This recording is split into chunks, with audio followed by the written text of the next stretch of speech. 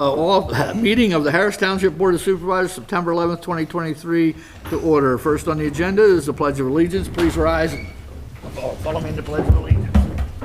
I pledge allegiance to the flag of the United States of America and to the republic for which it stands, one nation, under God, indivisible, with liberty and justice for all. Oh, okay. One thing I want to say before we get started, in the back is a sign-in sheet. Make sure you've signed in so that you go on the record, especially if you're going to talk. We ask you to give your name when you come to the mic, but please be on the sign-in sheet if you're here. So I just wanted to get that out. Okay, first on tonight's agenda is move to approve the minutes of two August 14th, 2023 public hearings, the August 14th, 2023 regular meeting, the August 16th, 2023 and August 23 special meetings, the executive session, and August 28th, 2023 special meeting. I move to approve all those minutes. Okay, I have a move and I have a second. Any questions, comments, additions, subtractions? Hearing none. All those in favor signify by saying aye. Aye. Opposed? Motion carries. Okay, next on the agenda is citizens' comments. Members of the public are invited to comment on any item not on the agenda. 5 minute per person time limit, please. Comments relating to specific items on the agenda should be deferred until that point in the meeting. Do I have any public comments for anything that's not on the agenda tonight? Van? Please state your name when you come to the mic. Hello, my name is Van Winter. I'm Chief of Bollesburg Fire Company. Just want to let the township residents and supervisors know on this past Tuesday we lost a fellow firefighter, Mike Wyant, who died. He was diagnosed with cancer and he passed away on Tuesday night. This Sunday, September 17th, they're going to have a ceremony at our station from 2 to 5, roughly. 5 o'clock, they're going to have a little service by the military and by our honor guard. What was planned, though, is a parade. A parade of fire trucks. We have ambulances, police that will come into Harris Township. We're going to stage them at the Military Museum. They will come out. Our parade is going to be simply from Church and Pine to Main Street to Wagner, Blue Spring Park, down to the station. There'll be no road closures except for maybe about a 10 to 15 minute period where we're going to have to stage apparatus on the roadway in front of our station to get our members off apparatus so we can come in and do the final call to the 911 center for firefighter Mike Wyant. At that point in time, apparatus will come past our station, go down through our parking lot in front of the ramp of our station. They will be blowing a siren, they will blow in air horns, kind of like they do in a parade. The family wishes that to occur. That's what they want to have. So this should probably commence and be done probably no later than probably 6 o'clock. I have advised all the residents from Church Street to Academy, where this is going to really bottleneck up. I've advised all the residents, since Bruce is here now, all but one. I talked to everyone today to let them know that this is going to occur. It's the wishes of the fire company and the wishes of the family that this be done. Mike was an integral part of the fire company for almost 22 years. So I just want you to know this is what's going to happen. There'll be a 21 gun salute. We'll notify 911 so that they know this is going on. All the bagpipes and all the stuff will be taken care of. I just want you to know that this means a lot to us, and there's going to be a lot of traffic. This also gets the community to know that this is going around and this is what we're going to do. So if they have questions or concerns prior to that, they can let us know. If not, if you have any questions and concerns on it, please let me know that this is going to, what you have to put forward to this. Can we send a media alert to TV? Sure. Something we have It's been on our Facebook page. It's been on numerous posts I've taken through other fire departments and put it out there. So we're going to, hopefully it's well attended, and which I'm sure it will be with his military background of 22 years in fire service, and he did 30 years of construction. So he has a lot of contacts through that. So it's going to be, I'm pretty sure, well attended by the people that all respected him for what he did for the community and what he did for everyone around it. He knew. So this is gonna be similar, the parade I'm speaking of, it's gonna be similar to like when you do Santa Claus and the Easter Bunny, where you're just going around, you're not gonna stop or anything like that. No, we're just gonna So- make that loop, come back. The only Yeah, stoppage, right. So there's not really anything we have to do. the other only than stoppage will notify. be is that we will block from Academy to Church Street for a little bit. I'm sure fire trucks will back down, be down West Pine also for the amount of fire trucks that we're getting in here. They will be back down into there.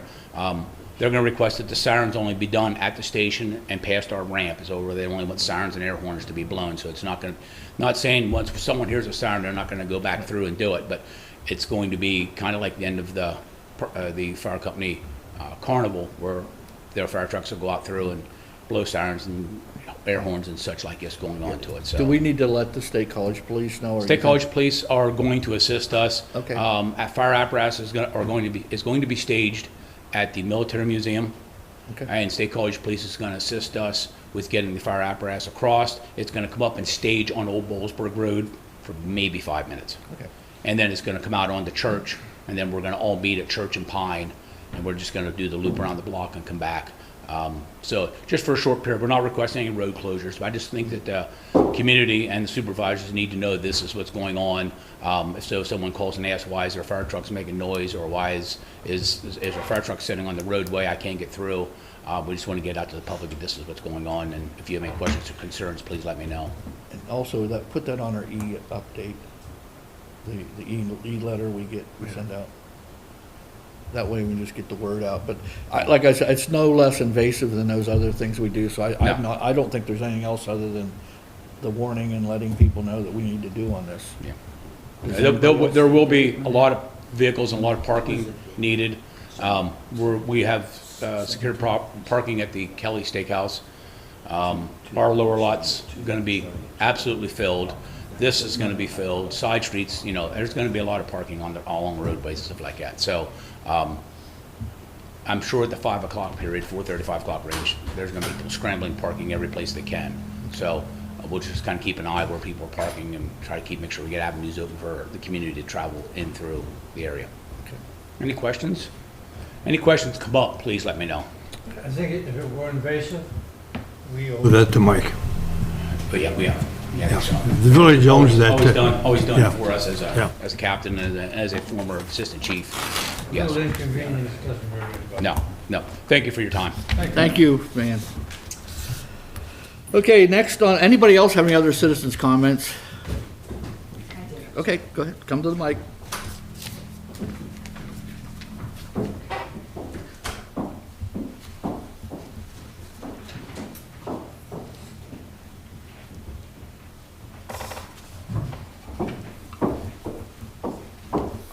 Good evening. So my question is, I have, Would you state your names? oh, I'm sorry, Sedalia Cornelio, and I'm a resident of Bollesburg, Pennsylvania, and I'm speaking on behalf of the Harris Township Bollesburg Community Garden.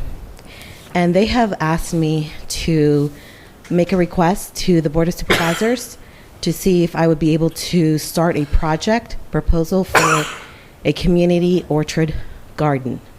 And so I had the opportunity to speak with the Planning Commission, and I've also spoken with few of the members of the Parks and Rec Committee, and so I wanted to find out what the next step would be in terms of creating a proposal for that. That's different than the community garden we currently What do they have? So it would be in addition to that, but they want it to be a separate project In the same area? in the same area, Are you talking about a garden or an orchard? a community orchard. Yes. Yes. I thought so. You say garden, you're not orchard. Yes, well, they would incorporate some of the aspects of the garden. Okay. This, I've heard rumors of this. It came around, it's very, very positive. One of the suggested places was our unused portion of Blue Spring Park. As you go to Blue Spring Park, you go down the end of Pond Street, off to your right, and around the corner, there's a large area, used to be a baseball field for kids that's not used anymore. And that may be a spot that would be great for some type of an orchard. Talk about fruit trees and, yes, and all they do is mow it right now. That they would probably still mow part of it, but that might be a good spot to look at. What- Anybody else have any questions? I don't, I guess you would just put a You want a proposal. motion or a consensus? Well, a consensus, but I would guess we need some kind of a proposal to. I would say Yeah. a specific. So you guys need to put a proposal, what you're planning, you know, how much acreage you plan on using or need, what kind of fruit trees you're doing, How many people? are how many involved? people are involved, and in long range, how are they gonna be upkept in perpetuity, for lack of a better term, that, you know, as new people come and go and whatnot, are we gonna still have them trimmed, or are they gonna become something that will get overgrown? So we need some kind of a proposal from you or the garden club or whoever's going to do it. Okay. Is the current garden successful? It is. It's very successful. Every year they have renewed applicants. And in addition to that, there's interest in terms of supporting it through a local nonprofit collaboration, which would be in partnership with educators and individuals who'd like to use it also as an opportunity for educational purposes for the community. Don't forget the extension service. I'm sorry? Don't forget the extension Yes, service. Penn State Extension would be And the definitely master gardeners. a great resource for that project. Go ahead. Go ahead. Okay, thank you. That's it. Thank you. Okay, do we have any other citizens' comments? All right, seeing none, we're going to move on to new agenda items. This is an area where the state recently passed Act 65, which requires a posting of agendas 24 hours before a meeting of the township website, and which only allows items to be added to an agenda after a vote of the Board of Supervisors. So guys, does anybody have a new agenda item they want to add tonight? Do not. Anybody over there? Okay, hearing none, let's move on to township business. Okay, first on the agenda is gypsy moth infestation.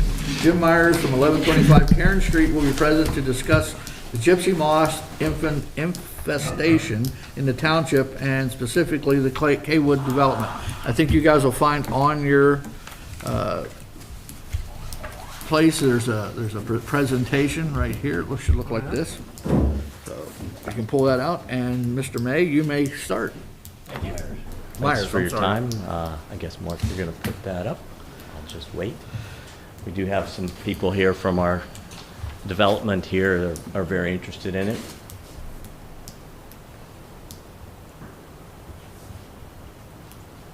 So this is just to get started. I know you're already familiar with gypsy moths to some degree, and the fact that there is a problem. And what I want to do is talk to you a little bit more about the magnitude of the problem and some scientific facts around it, and what we hope you will do around it. So next slide, please. So this is a picture of the trunk of a tree in my front yard. If you're about 20 feet away from it, you really can't see those egg masses, but those are gypsy moth egg masses, which I'm sure you've seen plenty of. They have about 500 to 1,000 eggs per egg mass. If you go to the next slide, please. So this is a picture of my neighbor's under his trailer. You can see they not only go on trunks of trees, but they'll find any little hidden place to lay their eggs. And this is one of them. Next, please. But one of the favorite places is kind of under the overhangs of branches. And those are up much higher, much less accessible. Here you see a picture from late July when they were actually laying the eggs, and that's a zoom in that you can see. And on the right there is another branch, and you can't actually see any. But if you'll click the next slide there are some there. I actually had, I'm going to talk about it here in a moment, professional forester come to my property, and he was pointing them all out. I couldn't initially see them. I don't know if it was my eyes or my lack of experience, but he was counting them all up along the underside of the branches. Next, please. So there is a scientific method, known method, that's used by DCNR and in Penn State Extension uses for determining population density. You take a tree and then you go out a radius of approximately 18 and a half feet, and that constitutes 1/40th of an acre. You count the egg masses in that area. And so, for example, there's just an example, if you have 10 egg masses in that circle, You multiply that by 40 and you get 400 egg masses. So next, please. In my property, this forester who came counted 75 egg masses in one of those circles. And so that translates to 3,000 egg masses per acre. Again, per the Penn State Extension documentation, 250 egg masses per acre constitutes a threshold for treatment, and 1,000 constitutes a threshold for mortality for the trees. So we are well above both of those thresholds in terms of our egg mass count. The forester who looked at my property did it very quickly, less than 5 minutes, and said, I'm probably undercounting, but I got the 75. That's a big number. So just to sort of point out some of the methodology used and the magnitude that we're seeing here. Next, please.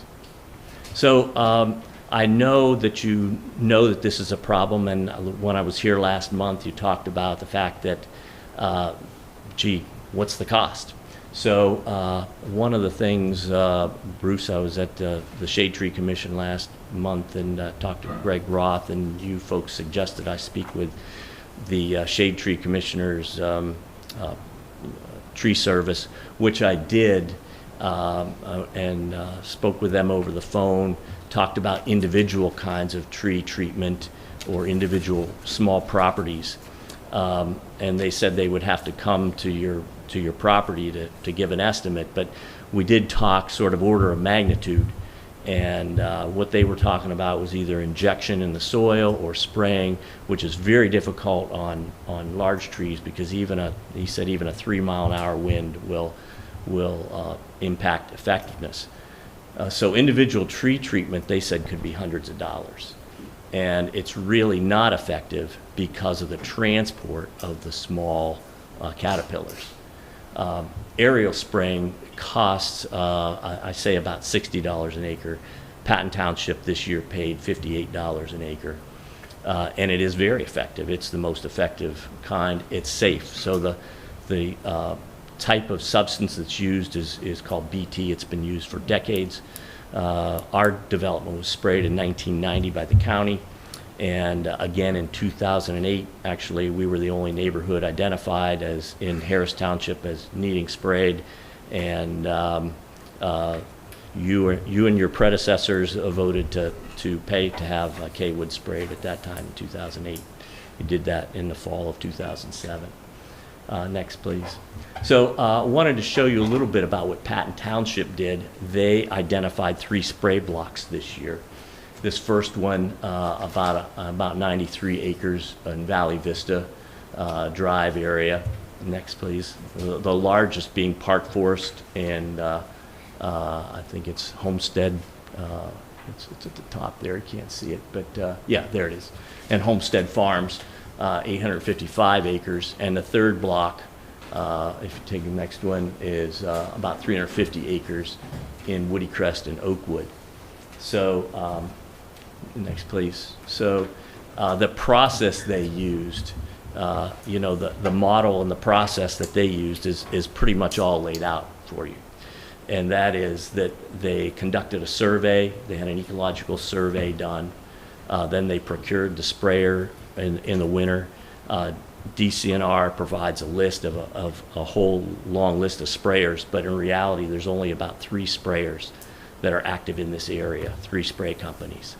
And they've indicated that they're going to be pretty busy next year. And then it's important that the spraying be conducted in May of 2000, and well, in this case 2024. That's when the caterpillars are just hatching out, and that's the time to get it. So the timeline of that is now procurement by the 1st of March in 2024 and spraying in May. And next, please. I mentioned about Patton Township. The way to go is to cooperate with Patton Township. I had a conversation with Amy Farkas last week. I think she's already talked to Mark about this and is going to talk to all the township managers about it at a township breakfast, I guess, this week. But they are looking to cooperate with other townships, which really puts the process in place already. It's an easy procurement, and it should represent a cost savings for everybody to do it that way. The thing that she's told me that emphasized is the thing you got to do now is you got to get that survey done so that you can identify the spray blocks.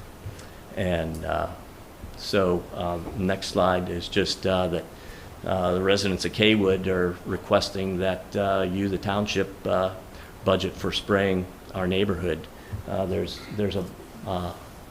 quite a number of people here from Kaywood that are interested in this. And I guess the last thing I'd like to say is this is really the right kind of activity for government. And in fact, in this case, with a development like this, it's really the only entity that can spray.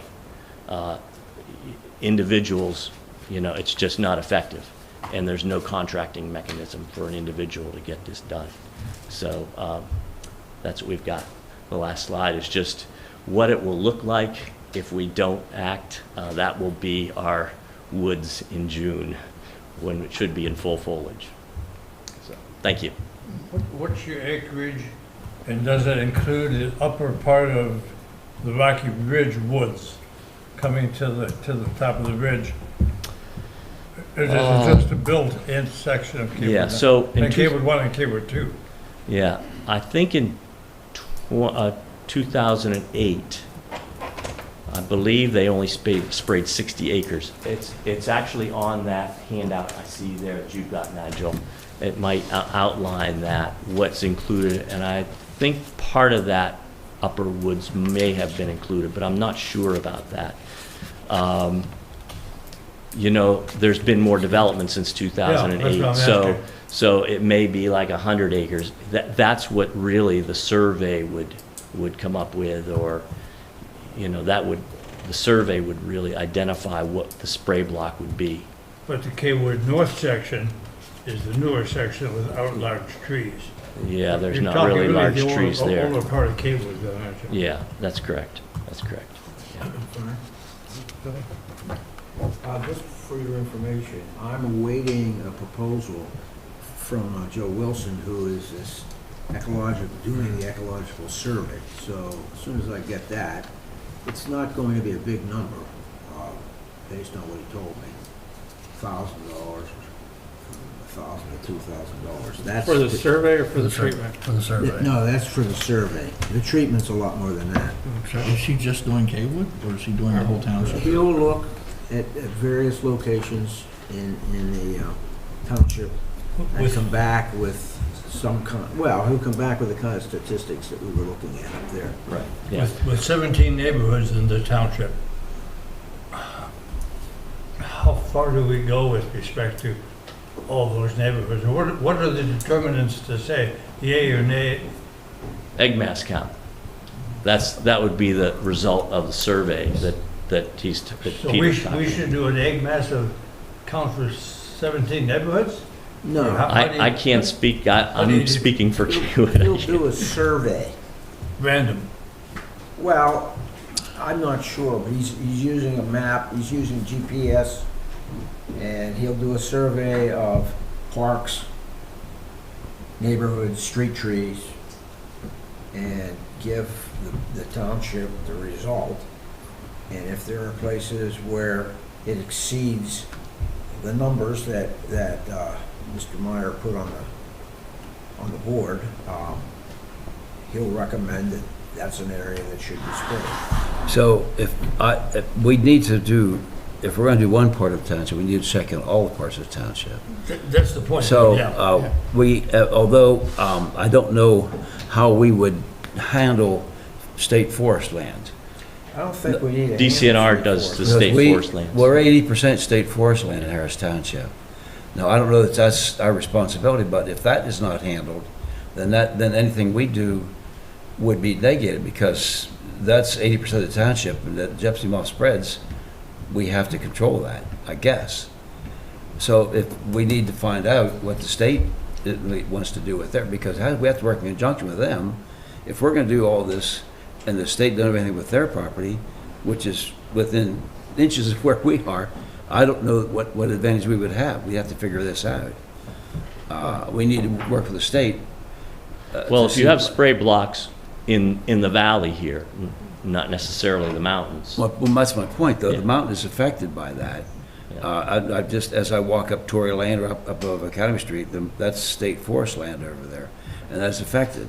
And what do we have to do to ensure that what we're doing is going to work or be effective or that's not going to be invasive from them or not? I don't know how this is going to work. I would like to find out what they're doing with their land, with their trees. Does the state do any spraying at all? The state did spraying this year. They identified blocks. I'm not familiar with what their plans are for next year. Did they spray rat trap?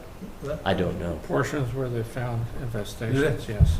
If so, the state does do survey. I guess that's something we need to find out.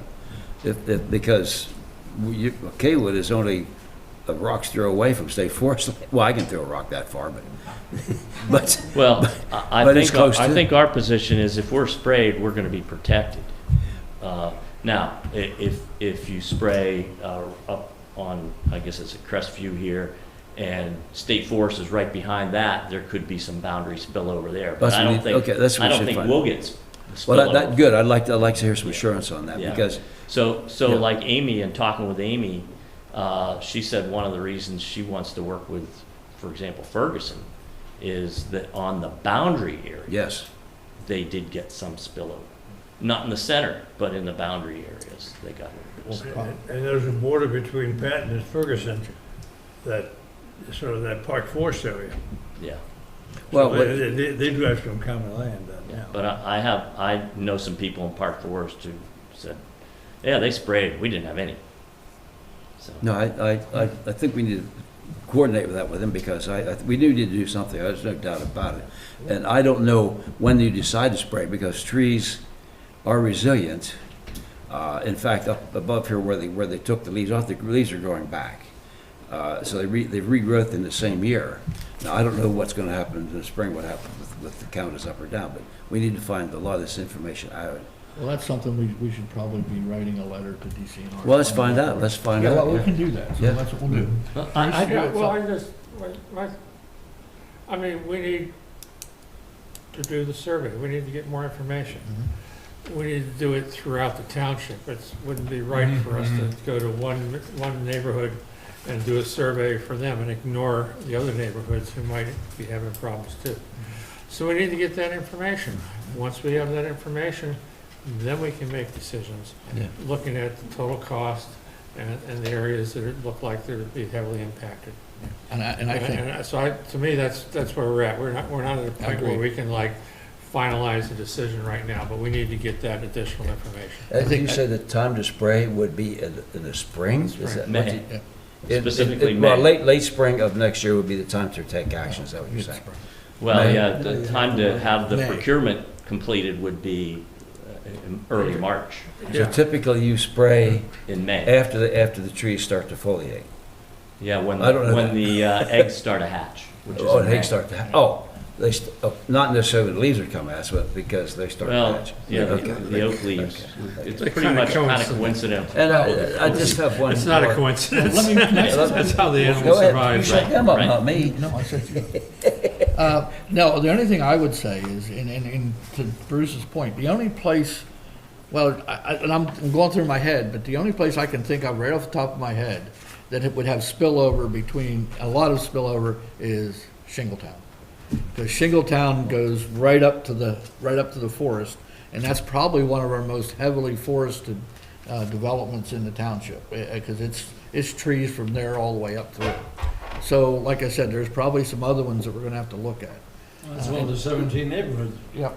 When we get a proposal, he will also explain what he's going to do and how he's going to do it. Okay, Bud, you said you had something? Well, I just have one quick comment about that. Spraying is, I hope, if it comes to spraying, it has to spray. There's no question in my mind. But there are other methods of controlling this. Maybe we're beyond that. I don't know. There are other methods of controlling gypsy moth, and I hope we explore all those first.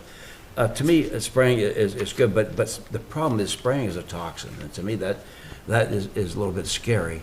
And when you spray toxins, it may affect the caterpillars, but there are other things that can be affected by that too. And one of them is bees.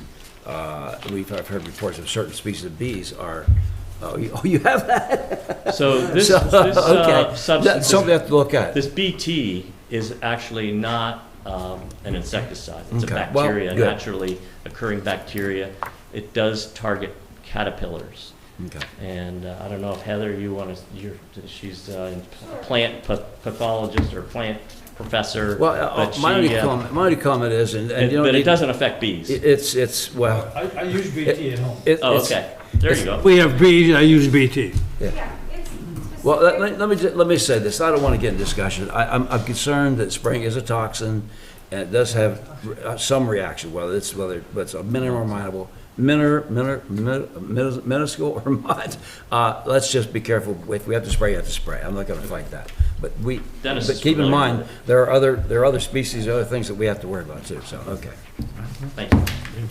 We have bees, we have caterpillars. I spray and the bees get along with the caterpillars. I get along with the bees and the caterpillars. We're pretty happy on the whole. Well, how you doing tonight? And it's not a toxic issue. No, not bees. BT is not toxic. Right. It's been proven years ago. Yeah. All right. Did anybody else have anything they want to talk on this? Any other questions you might have for us? And I think we're right. We just got to get this study done, and then we can make a decision on which way we need to go. What's your timeline for your budget? Budget will start late October is usually when we Okay. start. So start hopefully having the it. study will be done well before that, and you can plan accordingly. Yes. Okay. Thank you. Yes. Thanks for your Colleen, time. you want to say? Maybe I could just Well, would you state your name, clarify a little please? bit. State Sorry, your- I'm Heather Karsten. I am an agroecologist. BT is a bacteria that is toxic to insects in the butterfly and beetle family. And so it does not harm insects that are bees, but it's true that, it's used to target insects in those taxonomic groups.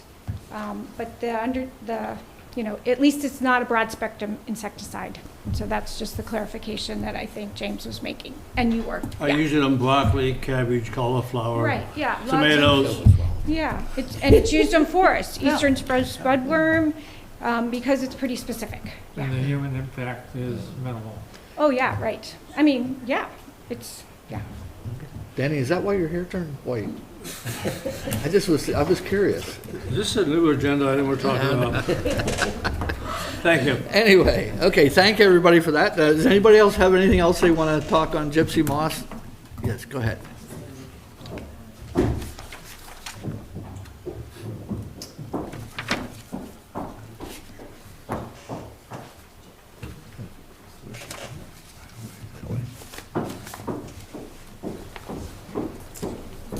Okay, I'm also speaking because Sedalia Cornelio.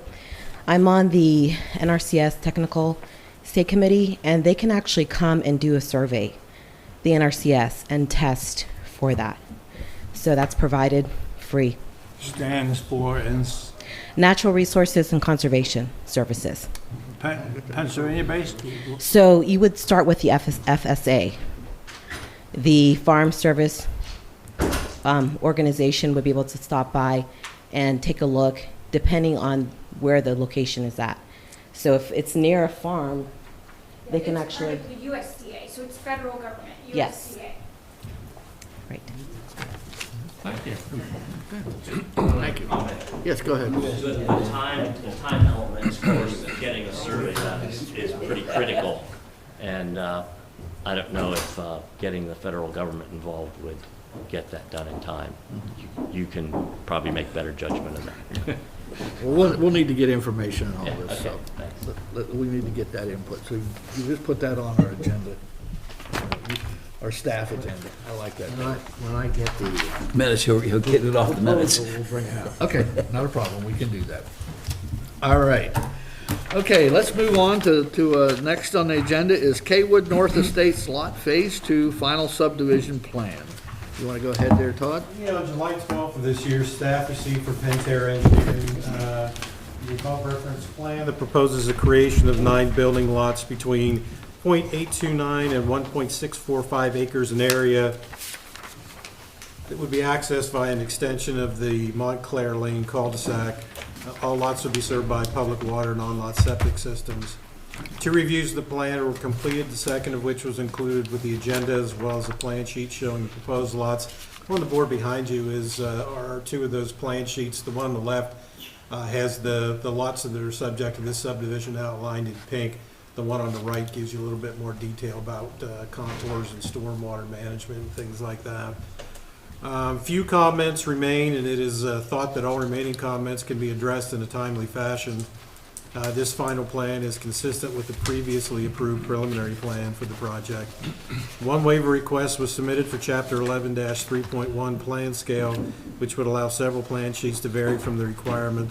The plan sheets be drawn to a scale of 1 inch equals 50 feet or larger. Staff's recommendation is number 1, move to approve the waiver request of Chapter 11-3.1 plan scale, and number 2, move to approve the Kaywood North Estate lots Phase 2 final subdivision plan contingent upon satisfactory completion of the comments from the August 24th, 2023 letter of the zoning officer, the September 1, 2023 memo of the principal planner, and the September 5, 2023 letter of the township engineer.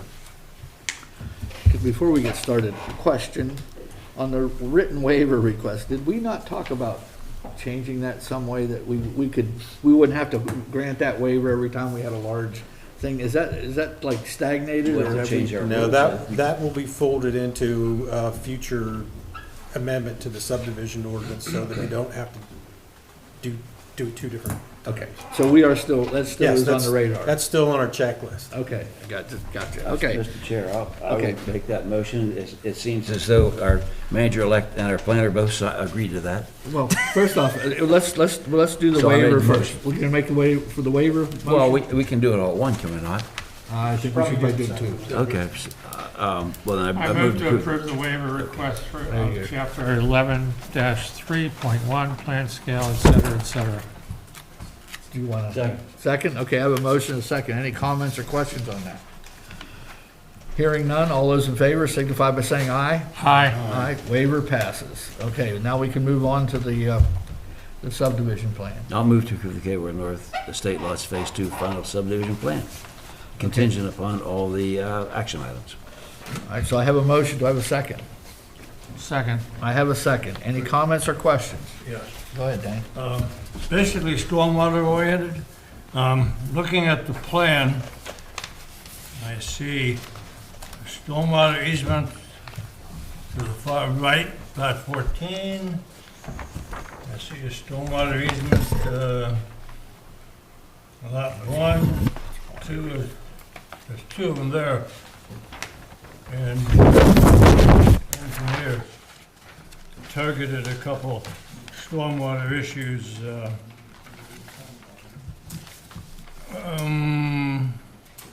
Review comment number 9, plan sheet 3 of 9. Draft maintenance agreement for the PennDOT crossing pipe at Linden Hall Road. And number 25 on the bottom of that sheet is stormwater easement area for North Linden Hall across the State Track Farm. One thing Jerry didn't address is discharging stormwater into a Corps of Engineers floodplain. All of the property on the other side of Linden Hall Road is Corps of Engineers designated floodplain. How do we handle that? I don't know that we necessarily do. That might be something that's a responsibility of the developer. Mark Toretti from Pentair Engineering's Okay. zoomed into this meeting. Perhaps he could shed some light on that. I know we've talked about stormwater when I chaired the Watershed Commission. That exact issue with respect to Corps of Engineers discharge. So we need to handle that one. Mark? Yeah, as we go, from our end of it, I know we find the PennDOT to get the crossing Linden Hall Road. That's one where they typically want an agreement between the township and the developer for who's gonna maintain that crossing pipe on there. Regarding the other one crossing, I mean, further on down there, I think the floodplain, looking at our symbols, is down a little bit further, down in the easing area, but not right at the point of our discharge.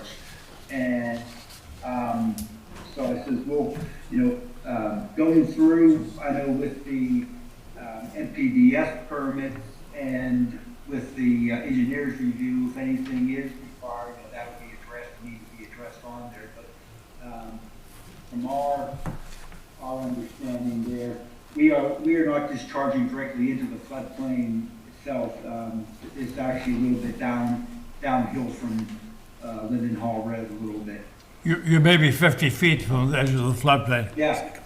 Yeah, well, I mean, ultimately, any drainage goes down in there. I mean, you could say, from up on top there too, but, we are detaining our storm drain. We're managing it, and after it's managed, it is being discharged down there. So it's like any other drainage then, that, it was going down there originally and is going down there now. So we aren't in the, there's no permitting, I think, required for that directly, because we aren't working in the floodplain. there are no detention basins then in this whole project? It's all direct flow? No, I mean, if we were in the floodplain and actually in the floodplain working, we need to get permits then. But no, I mean, we're doing the stormwater upstream, and it's just like anywhere else. Basically, we're upstream of the floodplain. We're managing our stormwater, and it flows downhill.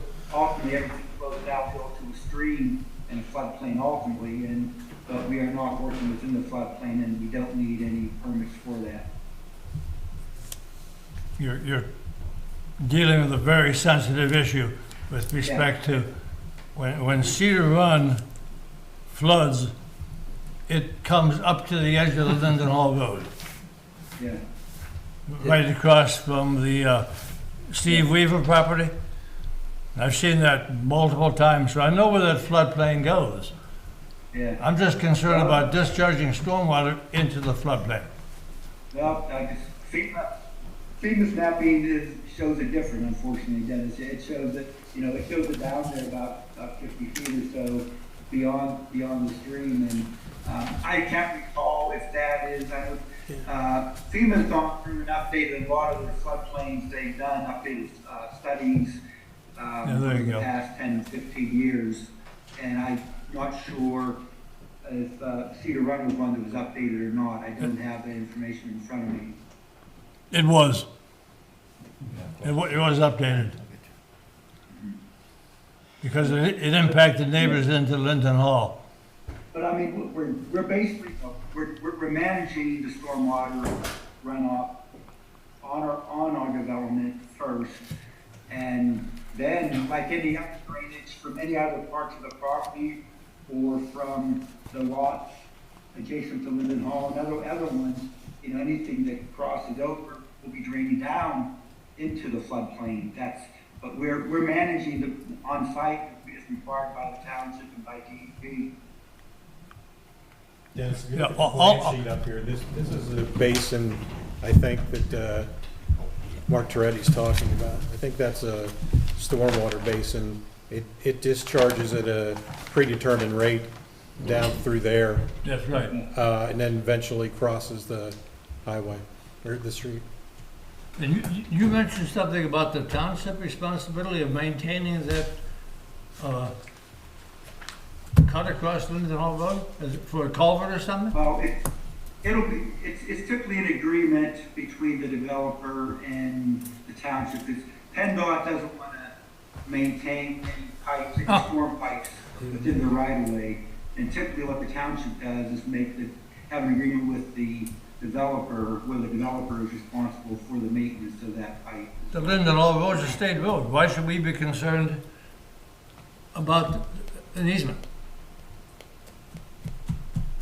Huh? Because PennDOt puts the responsibility of the maintenance of the stormwater pipes in their roads on the townships, any new pipes on the townships. And so the townships work on an agreement with the developer, where the developer then, if if he is doing that, then he typically is responsible for the maintenance of that pipe for the township, and that satisfies PennDOT. Mark, that's most interesting, because this year, PennDOT spent time clearing the spots where there are culverts going under their road, from the Oak Hall to Linden Hall. They cleared 3 or 4 of those, so they've assumed responsibility already. On some, but on new ones, if you're trying to put a pipe crossing or in the right of way, within their roadway, they want the township to be responsible for it, and the township passes that on to the developer. That's unfortunate. Yeah, I know. I think something back to, on Atherton Street, PennDOT got stuck with all those repairs on Atherton Street with the storm pipes that had been rusted out. And so after that, they decided, that should be the township's responsibility. But the township, for any new developments, have the developer ultimately be responsible. They replaced rusted culverts this year on the Linden Hall Road. Well, they were probably there already, that's theirs, but if you're putting a new one in, like we're submitting a PennDOT highway occupancy permit to install a pipe or, for a drainage system, they will, ask for the township to be responsible, and the township then works this agreement out with the developer. I just had a project in College Township where we were tying into an existing pipe that crossed the PennDOT right of way, and from there they said, for part of the permit, that we had to get the agreement with the township for the maintenance of the existing pipe, or they would not issue the permit. So yeah, that's how they do it now. Enough said, Chair.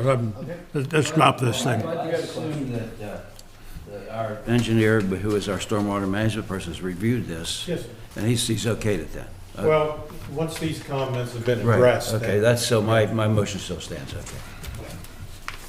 Anybody else have anything else they want to say? Questions? All right, hearing none. All those in favor of approving this subdivision signify by saying aye. Aye. Any opposed? Yes. Okay, passes 4-1. Okay, thank you. Okay, next is request for funding from the Boalsburg Village Conservancy. This is something I started last year when they came to us and asked us to pick up the funding for the ambulance, which is required. I mentioned to the people that they should come when it's closer to budget time, so that if they want these things, we could get them put into the budget instead of, getting them at the end. So with that in mind, Dottie, if you want to go ahead and state your name and go ahead and... Dottie Yukish, Dottie, state your name. President of the Boalsburg Village Conservancy. I'm going to ask you to humor me and take one of each of the papers you have coming around. And I am going to very quickly just call your attention to a few figures on each one of them. I'll wait till those go around.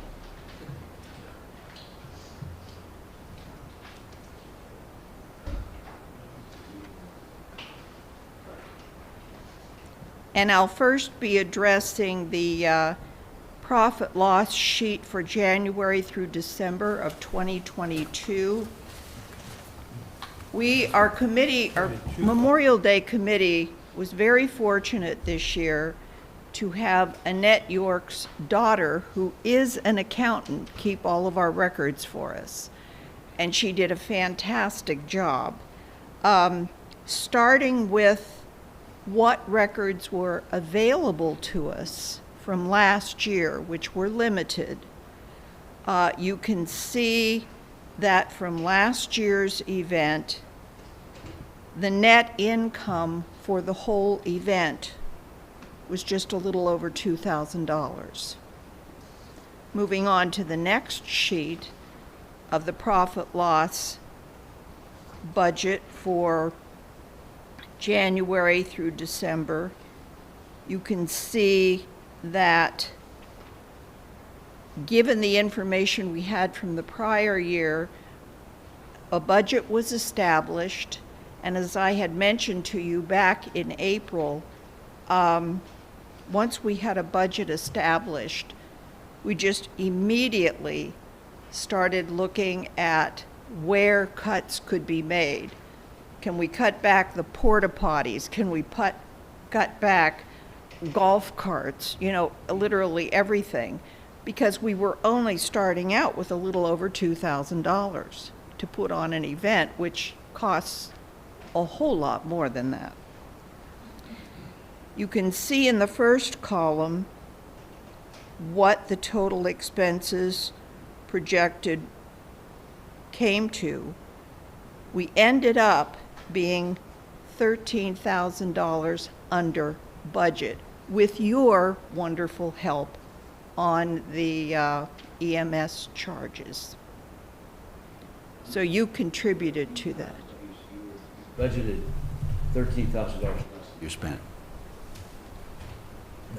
No, we spent 13,000. You're over less. budget then, not under budget. Yes. Okay, you're over budget. No, we're under budget. You still have money. Yes. Okay. That will come on the next page. Okay. Oh, okay. Okay. Okay. Okay. The first sheet you're talking about was profit loss December 2022. That's sheet number one? Yes? Okay. Take me to sheet number two. Which one are we dealing with as sheet number two? Sheet number 2, we're dealing with this year. January, December 23? Which column?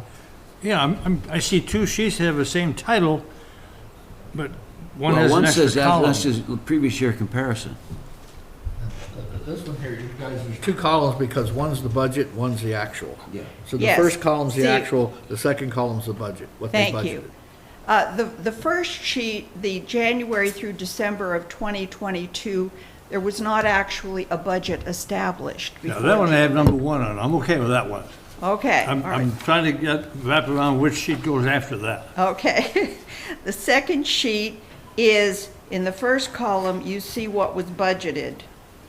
And then in the second column, you see what was actually used, what was actually spent. And it was 13,000 less than what was anticipated. Oh, okay. And that was with the help of your $3,000 for the EMS coverage. And if you look at the last sheet, that is a comparison of last year Oh, okay. to this year. Comparison is the key word then on that third sheet. Yeah, Okay, exactly, okay. exactly. Good, thank you. I got it. And so you're looking at the profit from this year, which was, as you see, over $11,000, whereas the profit from last year was just a little over $2,000. Okay. So this committee did an outstanding job with your help of going from very little to making a profit that can go towards next year's event. What I'm here to ask is that you again cover the EMS coverage, and I'm not going to assign a specific number to that because we don't know how much it's going to cost this year. I hesitate to say to you, would you be willing to give us the $3,000 again, because I don't know what it's going to cost. I would use this opportunity to ask for it. and not dilly-dally around what it's going to cost. Yeah, okay. Well, All right, we're asking that you again, and I have a couple questions too. Does that EMS charge also cover police coverage, or is that only EMS? That's only EMS. Only EMS. So you have police coverage you take care of also? yes, we contract the police. That is under our normal contract with Yeah. them. Oh, And all it's sort of right. built into their budget. Yeah. Because they can adjust it as the years go on, as the year goes on. If they spend a lot of time on Memorial Day, then they cut back other times of the year, but we contract them for a certain amount of Okay. hours. So we purchase about 72 to 73 hours a week of police coverage. So the chief melds all that together to make it work. Yeah, Oh, yeah. okay. So Don't that- ask. Now, Okay. other facilities have to pay that. Anything else, like Tussey Mountain, the Marathon here, they pay for police services. So beyond that, they pay Oh, for that. So- okay, So okay. you are covered, you and the carnival are covered under our annual budget in police. All right, All the okay. rest of them pay the premium rate per hour. We pay regular, which I is a see. significant per hour difference. All right, thank you for explaining that. And can anyone tell me, and maybe Todd would have known this too, what is the magic number of people over which you must have EMS coverage? Boy, is it- I thought it was 500, and then I thought it was 1,500. I hear too many. You're going to have to get the ordinance out. I thought it was 500. Then someone says it's 1,500. I don't know. It's in it's in the application form, and I don't know what it says. Okay. But you're over that. That's a large enough event. You're Oh, over yeah, that. You're over yeah. that. Yeah, yes. way over it. Because back when, 8-10 years ago, when I chaired Hometown Christmas, you know, we had the horse-drawn wagon rides. And there were a lot more shops in town, and shops were doing special things. We easily had as many people on the streets as what we do for Memorial Day. But at that time, that wasn't required. Yeah. I don't think it's- Government just tried to stay out of your business for here. But now it looks like we're going to have to get into it. Yeah, yeah. Well, a comment before we're going about the EMS. The $3,000 is, I don't get it. I don't get it. It's excessive to have an ambulance parked here for. It's one day. How many hours is it? Do you know how many hours you contracted them for? 8 hours, 6 hours, 7 hours? No. Well, what time did they start in the morning? What do you start at, 8 or 9? Oh, okay, 8. Well, whatever, 8:30. if you contract them for 8 hours, During- right? And then they stayed. stayed until after the 6 o'clock service was over. But my point is, you may not need an ambulance here. You may need a tent with a couple, some medical people in there. I don't know that you need to pay for an ambulance here for that. Now, I don't know what our ordinance says. You do have to have certain medical facilities available. It could be just a tent with somebody that's, okay, somebody's dehydrated, somebody passed out, then if need be, then you call the ambulance. I don't know that we should require you to pay to have an ambulance here. If you had a tent or volunteer or EMS person, that to me should be sufficient. You can go to the tent if you have a problem, then we can decide if you need an ambulance and it will be on call, and whoever calls that ambulance pays for them. For instance, if someone passes out and they need medical service and they need an ambulance, their insurance should pay for that ambulance. Does Why it? we pay for it, I don't know. I would agree with you in normal circumstances. Well, this but- is normal. No, it's not, because It is. EMS services are strained. You know, if you go outside the center region is going to Port Matilda, they're going all out where all these outlying EMS groups are going under, and they don't have them. I don't know what that has to do with this. In answer to your question, or your question here, I would prefer to have an ambulance here, because I'd hate to have an incident and call an ambulance and say, oh, you're gonna have to wait 2 hours till we get one in the area. We do the same And for thing with this the fire size, company. for this size of The a fire company crowd, does the same thing, Frank. for this size of a crowd, Requirement. I would prefer to have an ambulance. Well, that's on up to you, site. but there are ways to do that, and I don't know that they wouldn't agree with that. Does the attendance at the Fireman Carnival and the thousands that they draw to the carnival top that number? What? Is it more than a day in town, is what he's asking? Does the day in town and what the fire department does with their The carnival? fire department is on an as-needed basis, like they should be. We don't pay for any ambulance service. We pay for as-used basis. If somebody needs an ambulance, they call for an ambulance. We don't have an ambulance on station at all times. I think we should. Well, And I think if you said, I'm not gonna have an ambulance, well, then I'd surely want a first aid tent with maybe some EMS people or well, I don't somebody there. disagree with that, yes. And so the ambulance is there, but I think you guys need to make that decision. I don't have a problem supporting them with $2,000, but Bruce, you have something you wanna say? Yeah, health and safety is our responsibility. Yeah, I agree. Yeah. I think $3,000 for an ambulance makes sense. It's pretty minimal. Well, they do have, in addition to the ambulance, there is a tent on the corner of the fire company property. And this whole discussion came up last spring at our last meeting right before the event. And I posed the question to Amy at that time, you know, we have all these firemen who are trained, you know, in emergency medicine or treatment.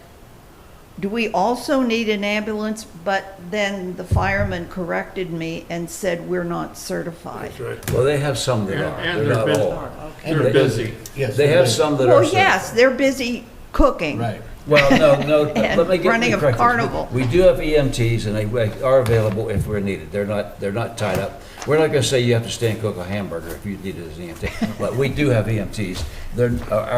We are not a medical rescue unit, but we have EMTs. Well, I think the discussion we've had here and the information, which I appreciate, has fulfilled what we asked. They have come to us, they've showed us their budget, they said what the request is, so when we're looking at our budget this year, that's something we can include into the budget and put it there. So I appreciate you coming and from me asking you, and I appreciate you being here. And I think that what you said is enough to get us to put it in the budget. So we'll make sure we take I care have of it. another question too. How is this, what's your relationship with this and the Village Conservancy? What was the What's the relationship with this and the Village Conservancy? Oh, yeah, the Memorial Day Committee is a subcommittee of the Conservancy. And this is Memorial Day budget? That's Okay. correct. Does That's the just Conservancy Memorial help- Day. Does the Conservancy help with any of this money? No, they have their own bank account. But you're part of them. No, they're part of us. They What? are under our umbrella. The Village Conservancy is under whose umbrella? Nobody's. The Memorial Day Committee is under the Conservancy's Right, umbrella. but they have a budget, and they have their own bank account separate from the Conservancy's simply because they have so many bills to pay. So rather than going through the Conservancy Board and getting approval for every one of the bills they have to pay, what they did this year was they submitted their budget to the Conservancy Board first. Who's they? The Memorial Day Committee. Okay, you went to Conservancy? Yeah. This is our budget, yes, okay. They presented their budget to our board. Mhm. Our board approved their budget so that they could go ahead and spend money. The Because- Conservancy Board approved this budget? Yes. Yeah, okay. And did they give you any money? Are they getting, No, so they're the giving, profit that they make goes back into their account. okay, you're making, I guess, I may be wrong, but you have a $13,000, I won't call it profit, excess. Is that what you're telling me? No, It's down to 11,000 why is it, that's 11,000, okay. Because 13 Yeah. is the budget. 13, with. toward next year's event. And because it is the, correct, 160th anniversary of the initial walk to the cemetery, they're planning some special things, which may mean even, well, of course, every year our insurance costs go up, costs for porta potties go up, costs for golf carts go up, but we really did work. I didn't see insurance cost in here. Do you have insurance cost in here? Mm-hmm. I must have missed it. Is it in here? Did they say 150? Let me look here. What are you looking for, insurance costs? Yeah. I didn't see it. Well, No, it's not here because the Conservancy's insurance covers this event. Yes. It's part of our budget, And let me, it's the 160th, right? Not the Yeah. 150th, okay. 60th. Because I thought we did the 150th a couple of years ago. Okay. So the suggestion would be then to get a letter to Mark at the appropriate budget time? Yeah, we As need, we yeah, typically well, do. Mark's over here taking notes, he'll have it on there so that it goes into our budget. Okay? Why, I guess, for, what changed in the last couple, for the first, how many years have you been doing this day in town? 17, 18, 19, 20 years? About 40. 40 years. Why are you in a deficit now? Or what, okay, why do you have to come to us for money now then? You didn't have to the first 38 years. Because we started out this year with only a little over 2,000. I know that, but what has changed over the last couple of years? That was, Doreen maybe can. Well, there was COVID, first of all. During Yeah. those 2 years, there were no membership renewals. Nothing was sent out for people to renew memberships. Because the event did not take place, the bulk of the profit comes from what vendors pay to Yes. participate in the day. And part of what the committee did this year was to increase the amount that vendors had to pay, because they were only paying Was $75. the number of vendors the same, or did they drop or increase or how? Was Come that- down? It was, So yeah. your vendors have dropped, so your income has dropped. Yes. Okay. And then what do you do about that? you have to get So more you vendors. anticipate getting more income next year? Yes, Okay. yes. It's not an inexpensive event to make happen. Well, I do know, in the early years, you didn't have the tent, you didn't have the golf carts, that's all this stuff, which is an expense. know, If you want and- it, that's an expense, yes. Right. But, And that's why this year, we really looked long and hard at, is this really necessary? Is that really necessary? Let's cut back on it, let's, And remember the years when there was I don't know who the gentleman was who did his tractor and the wagon that ran back and there forth. was a couple of them. Okay, between town and where people were parking at the Bull Mansion to take them back and forth, and then that was nixed somehow. Well, I think, again, I'm not uncomfortable with this because, Memorial Day is our key thing. It's Bollesburg. It's the shingle that And people we hang should about. participate at some level. Yeah. I don't, if anything, if you're making excess money or you have a lot left over or whatever, start looking at how can we improve the ceremony next year? How can we do this Correct. better? So Correct. I think, I don't have a problem with supporting Memorial Day. That's our bread and butter. That's who we are. That's our claim to fame. Yes, so I think we've heard enough here tonight, and I think Mark's got a good handle on where we want to go from here, and I appreciate you guys coming and spending the late evening with us, and thank you for your input. Thank you. And I will just mention what replaced the tractor and the wagon, getting people back and forth to where they've parked, is you'll see on here chariot rides. Well, that's Vamoose Chariot, the pedicabs. Okay. Todd Oh, Minor that's has the pedicabs. All right, there are two of them. I don't know how he has enough strength to do it.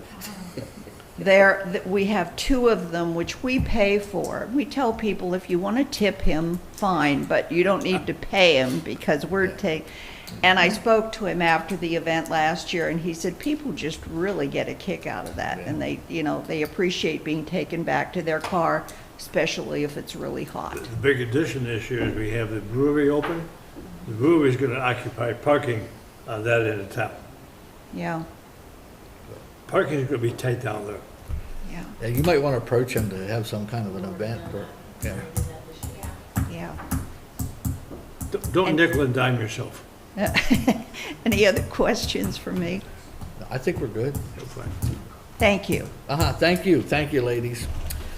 Okay, next on the agenda, we have a gentleman who's been very patient all night, and Mr. Igo, you get the mic, and you get to talk about Spring Creek.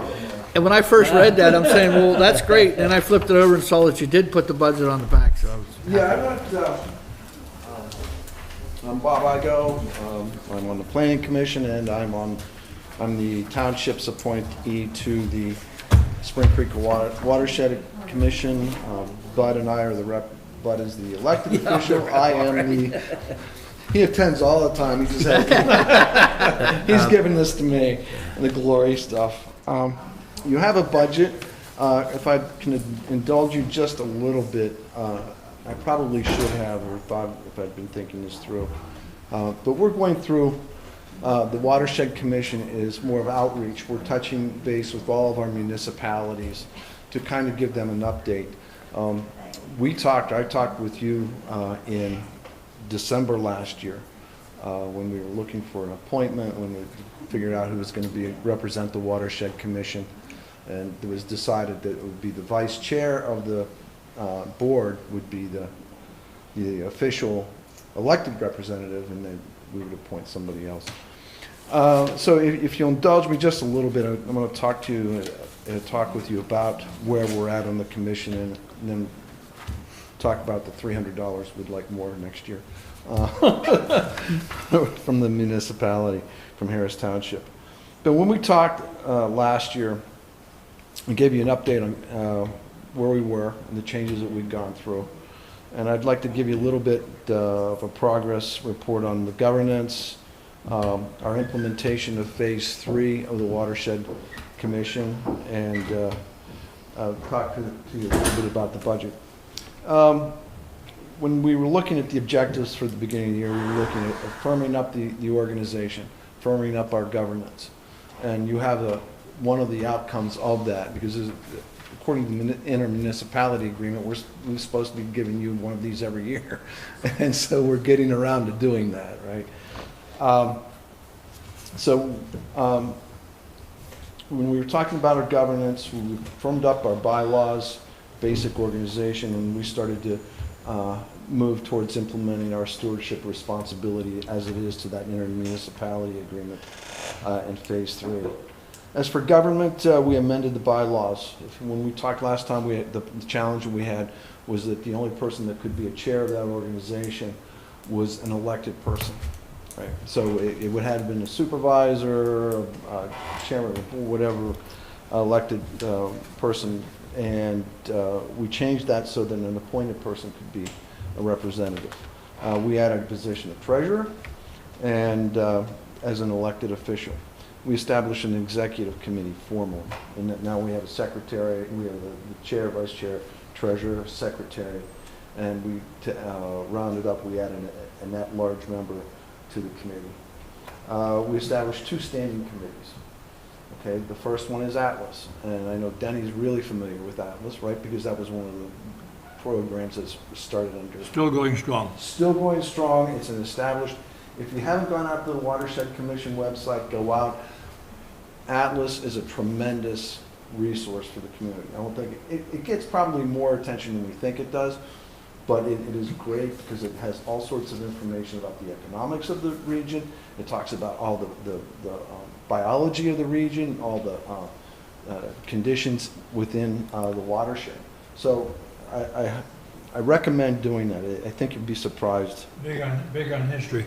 Big on history, data. It's a great resource. The other committee that we started was the coordinating committee. I'm chair of that. And our responsibility is implementing what we called Phase 3. Okay? If you remember when we talked before, Phase 1 was the early part of the commission. Phase 2 was after the commission went through, developed the intermunicipality agreement with 12 of the 14 municipalities within the watershed. It was a great plan that was developed in late 2018. It was approved by the commission in 2020, and we started the implementation of it last year. Just to give you a quick rundown, Dustin Best is the chair of the commission. Randy Brackville, Dustin's from college. Randy Brackville's out of Bellefonte. He's the vice chair. Kevin Abbey's the treasurer. Jim Lehman out of Benner is the secretary. Jasmine Fields is our at-large. Bob Carline is the Atlas Standing Committee chair, and I'm the coordinating committee chair.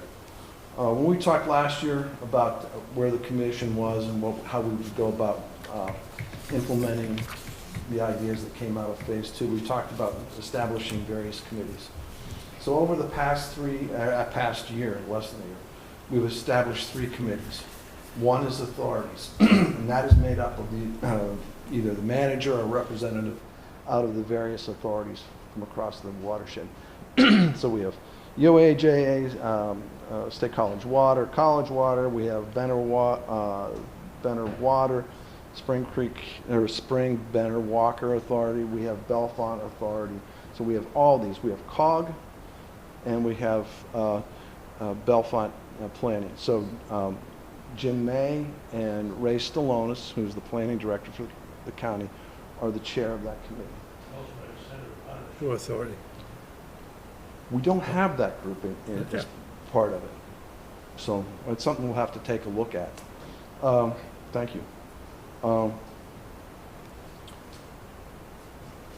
Our governments committee, which is made up of technical, is made up of the municipal engineers. Well, also we have representation from Penn State on the authorities committee.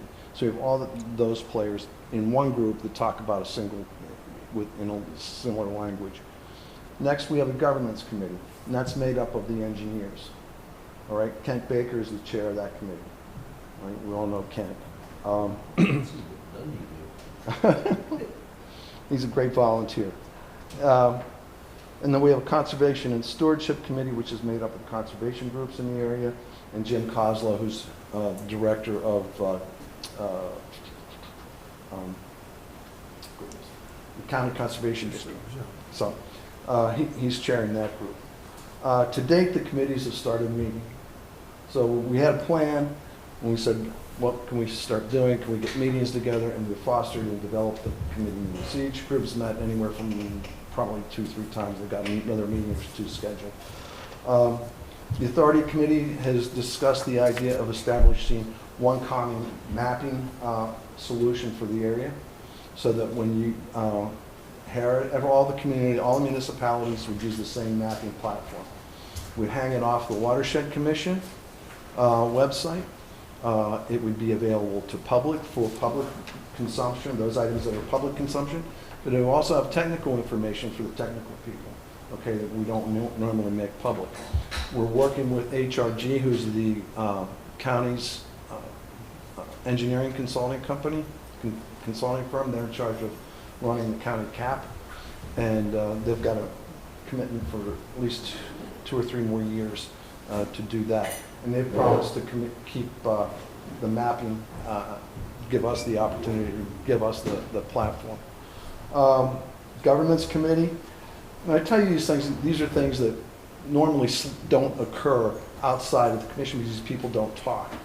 So in the last governance committee meeting that Ken chaired, was they started talking about MS4 projects in the area. So you have all the engineers talking about MS4. And all of a sudden one group said, well, we're working on this project. Another municipality said, well, we're working on that. Cross discussion came that they can more efficiently use their MS4 credits and their dollars if they collaborate in a different way. So what the commission is starting to do is bring an efficiency, all right, to how we work within the watershed. The governance committee, talked about that. And outreach, this is an example of that. We've been reaching out across the municipality, out across the watershed, to all the municipalities. We've also had key stakeholder meetings with our county, state, and local or federal officials. So that's what we've been up to since I last talked to you in December. All right. We're asking for in our budget that you have there for 5 cents per person increase. We're asking for an additional $300 on our budget for this year. It's a step. It's not a huge step, but it's a step towards adding some staff to what we're doing. We'd like to get an AmeriCorps person to help us run and do what we're doing, help facilitate this. We see some costs that we haven't, we've all borne on our own. You know, we just do it. You know, we produce reports for one another and things like that, paper. We would like to host a State of the Watershed meeting for next year. We wanted to do it this year, but I think that that's something that we would like to do so that you can see everything that we're doing. People can see everything that we're doing in one shot as opposed to us going out And that wouldn't stop doing this, but, so you see some of the items that we're planning on doing. Our total budget we're looking at about $23,000 with the addition of the AmeriCorps member. We're proposing municipal fees of about $18,300 if we get the 5 cents. And we're also looking to ask the authorities for money. Okay, one thing I will ask you is Cato. Our fall convention's coming up October 30th, and I don't know that we've ever had anything from Spring Creek at the Cato convention, have we? What's the Cato convention? Center County Association of Township Officials. If you have to everybody. ask, you haven't been there. I haven't been there. Well, I'll be the outgoing president. Oh. I would say that you need to call Jen Snyder at College Township Uh-huh. and ask Jen about it, and you need to get a table there. I think you would reach out to all the municipalities in the Center County. Okay. So that, and that would be a very good platform to have some kind of a tabletop display. Okay. Now, as far as the going up $300, we are going to defer our comments to our, I think he's an emeritus member of this, is Mr. Haymeister, who was the Mr. Spring Creek Commission for a long time. So Dennis? Well, let me point out in your statement, it says resulting in a change from 10 to 15 cent per municipality. There's a key word missing. It's resident. Oh, per resident. Yeah, per resident, so. I didn't see, Well, per capita, that's what per capita means. Oh, okay. I think it's per capita, means the same thing, That's doesn't what per capita means, to Yeah, me, per person. We started, interestingly, 19 or 20 years ago. We did a budget spread from a Yeah, we're getting away with the branch of the. estimated $1 per person for all 15, that kind of, we would have taken in 110,000. And we said, what are we gonna do with that kind of money? So we backed it off to 50 cents, backed it off to 25 cents, backed it off to what was a nickel. We settled on a nickel for many years. Now we went from a nickel to 10, and the 10, I think, operated when Mark Stevenson was around, and going to 15 is a natural factor of growth. Yeah, it was the Phase 2 report, that the plan that came out said that if you're really gonna make this thing into a potential organization, they were saying you probably need $300,000 a year to make this run. Yeah, So, I mean, there's a way, and we've been talking to state and federal representatives about trying to get to that point. But we felt that we needed to make a request, to some extent, even just to get commitment, to say. It has to be a shared responsibility, yeah. Yes, we are, everybody. Yep, everybody, we're asking. What's your Ameriserve connection? How do you get an Ameriserve person? The you're going to AmeriCorps, and they have people who have signed up for it. Mm-hmm. And people request to be, Isn't the COG getting some Ameriserve?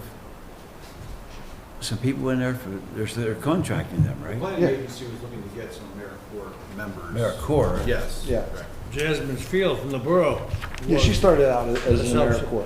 They've had What I 2 or said. 3 successful AmeriCorps Yeah, people yeah. that have stayed there. Yeah, that's our hope, is to be able to grow Yeah. this position, Mhm. give us some administrative support. There's not much cost involved. There is cost involved, but it can't be very much. We're looking, our AmeriCorps member would cost us $12,832. Yeah. And that's a matched cost. Yes, So it's a 50% increase in our costs. and we're I expensive. move that we put it into the budget. I have a motion, do I have a second? Well, I have a second. Tell him that. Well, no, we got a motion on the floor, and I have a second. Any comments or questions? Do we need a formal letter like we do at budget time?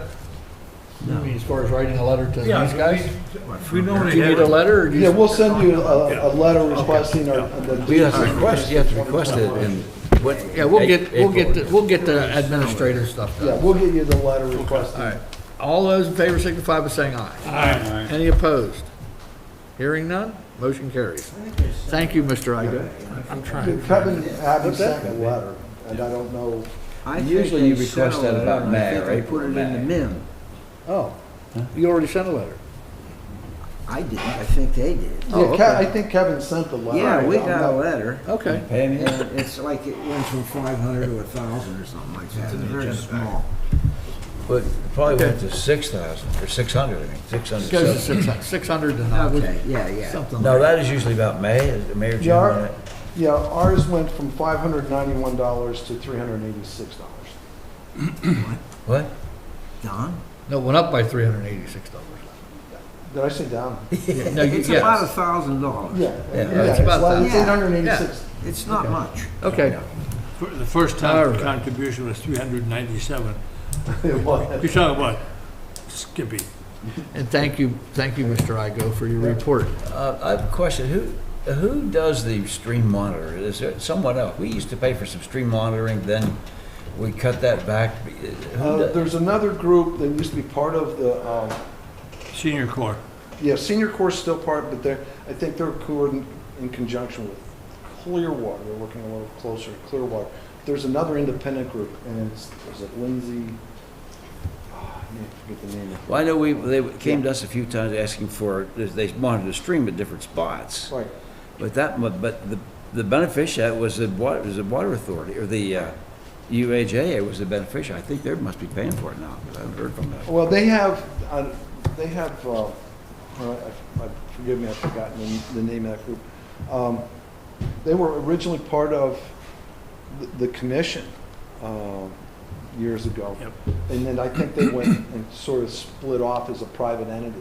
Oh. And they do, because they get funding from College Township and a number of other municipalities, plus they get other sources of money. Well, I think UAJA pays, That could be. because Yeah. they're the ones that benefit from it, I think. Maybe it's water authority benefit. I don't Well, know. a lot of people do Yeah. Yeah. get that There was an information. interesting definition issue with respect to the results from water sampling had to be done at a tested lab, Lock Haven University. Mhm. Was that lab? And I don't know if that's still going or not, but Yeah, one of the things that we'd like to do is bring that testing and that back under our umbrella, but we just haven't gotten there yet. You know, I mean, getting the 3 committees spun up this year, I think has been a big step forward. You know, being able to get those authorities under one roof to talk to one another about the challenges, getting the engineers to talk in a little bit different way has been a big challenge. But it's all been very beneficial. Okay, thank you again. Excellent. Thank you. All right, moving on, we're going to go to Planning Commission member resignation. Jackie Shearder has submitted her resignation from the Planning Commission. It is in the pink sheet that's on there for you. I think that's more of an informational thing. As far as the Planning Commission goes, if you remember, we have at least 2 to 3 alternates on there. And the only time that the alternates get a chance to vote is when a member isn't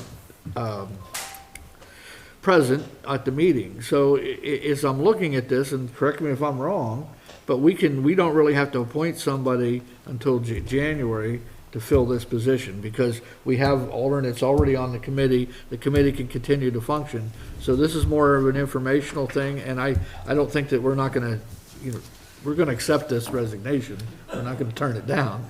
So I don't know that there's a whole lot here we need to discuss for now, and we can take care of that in Do January. we have anybody else in line? I know we had a couple. We have 2 or 3.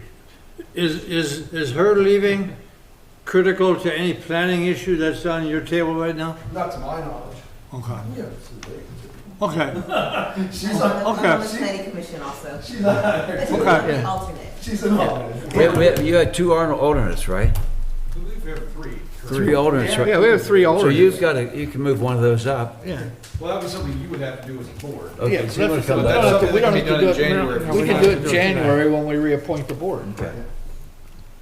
So, okay. All right, next up on the agenda is Resolution 23-13, approving the township minimum municipal obligations for its pension plan for 2024. This is something that we do every year. Yes, Frank, yes. Maybe. Somebody, excuse me, we need a motion and a second to accept Jackie's resignation. oh, really? please. Okay, it just said discussion item, okay. I move that we accept Mrs. Shearer's resignation Oh. and express our appreciation for her service. Okay, do we have a second? Second, yeah. Any other discussion? Hearing none, all those in favor signify by saying aye. Aye. Okay, back to Resolution 2313, approving the township minimum municipal obligation for its pension plan for 2024. The township is required by Act 44, the state pension law, to approve by resolution the minimum municipal obligation for the following calendar year. This resolution must be approved by the Board of Supervisors by the last day of September each year. The minimum municipal obligation of $37,516.59 is based on the required contribution of 7.65% of the payroll. A worksheet that details the contribution for 2024 is included in with the resolution. Monies for the contribution will be included in the 2024 operating budget. The township also receives state pension aid every year. Recommendation, move to approve Resolution 2313, approved by the township minimum municipal obligation for a pension plan for 2024. Yes. I'm looking at this, and it looks like there may be an error. I would like to have this tabled until the meeting of the 28th, or the 27th. We don't usually have a meeting on the 28th. What meeting? Yeah, we don't do our second meeting unless we absolutely have to do it. Where's the problem at?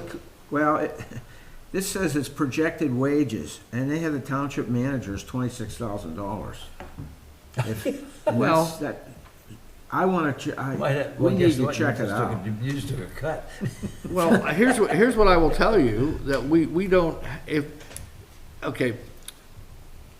my understanding is we have to approve 7.65% of the payroll regardless of what the payroll is, correct?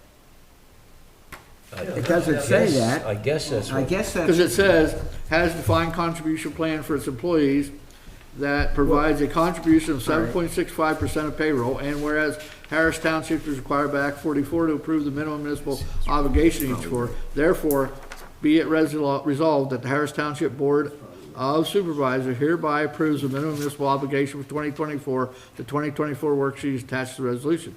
I don't have a problem with that. I think you're right. I don't think we have to worry about what dollar. Forget about the statement of 37,000.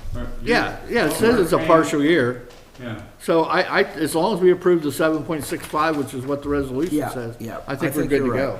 I think so. So do I have a motion for that? Move to approve Resolution 23-13. Second. I have a motion and a second. Any other comments or questions? Hearing none, all those in favor signify by saying aye. Aye. Aye. Any opposed? Hearing none, motion carries. The next is the contract 2303 Phase 1 South Church Street paving project, and you have that in the orange sheet. I need a motion to approve R.C. Bowman Incorporated as that bidder. For what was the number? $120,122.25. So moved. I have a motion. Do I have a second? Second. I have a motion and a second. Any comments, questions, or concerns? Hearing none, all those in favor signify by saying aye. Aye. Any opposed? Motion carries. Okay, next is trick or treat night. I have a motion to approve trick or treat night for October 31st, 6 p.m. to 8 p.m. with a rain date of November 1st. So moved. I have a motion. Do I have a second?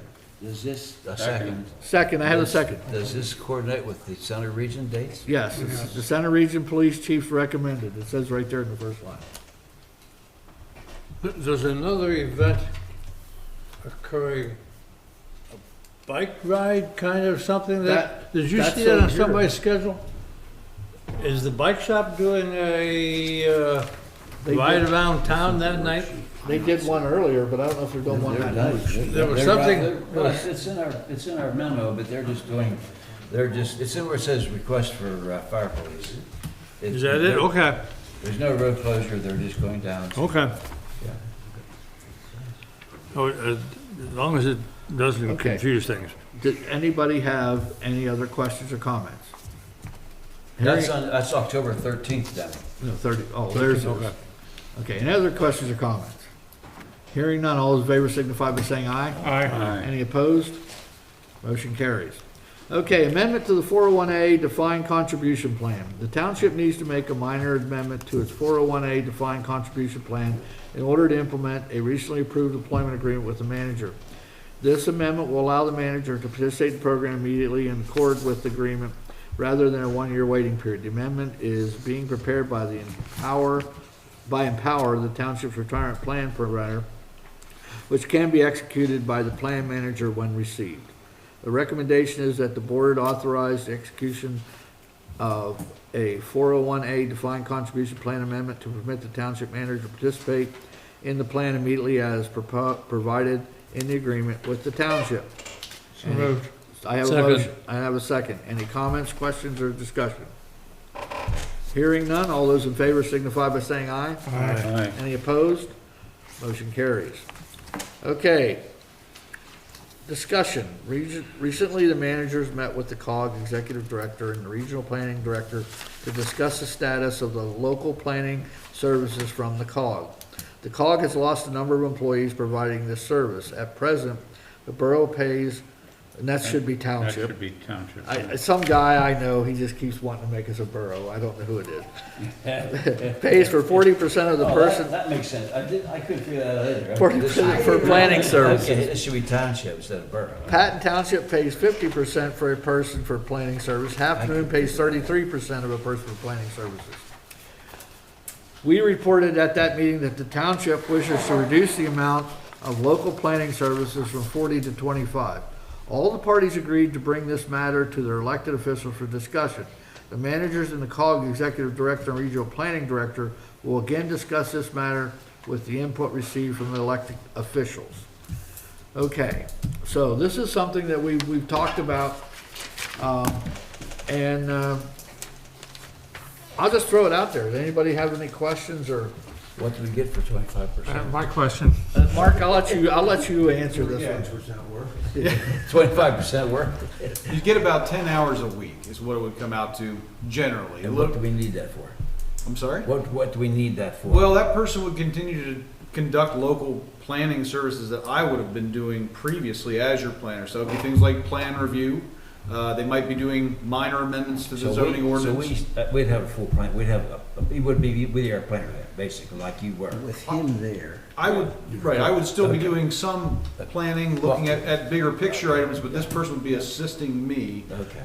One of the challenges, of course, though, with the CRPA currently is they are having a hard time attracting staff. So there's a possibility that they may not be able to hire anyone to fulfill that need for the township in the near future. So They better hire a manager first, right? but they'll need a director as well, yes. Director. very true. The discussion went like this. When we went in there, the COG basically said, we expect you to pay your share with a year's notice. There was enough static from the managers and from the group, the other municipalities, including us, that they are rethinking that now. We told them 25% because in our discussions, 25% seemed to do it for us. Okay. We didn't want to, I initially, my feeling was, hey, we ought to get out of it altogether. But that didn't go over well in terms of our staff or even,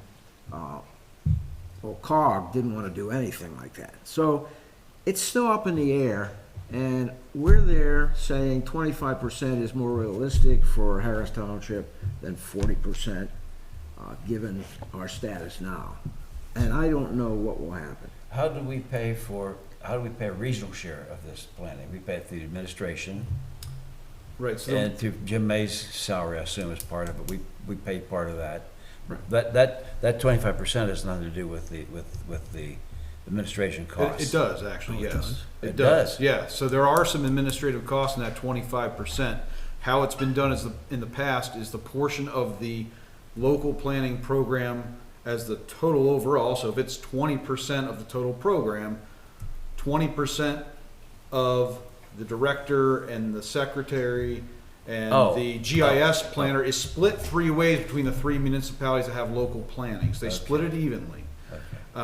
So there would be a reduction if you go from 40 down to 25, but you would still be paying some of those overhead costs for administration. Okay.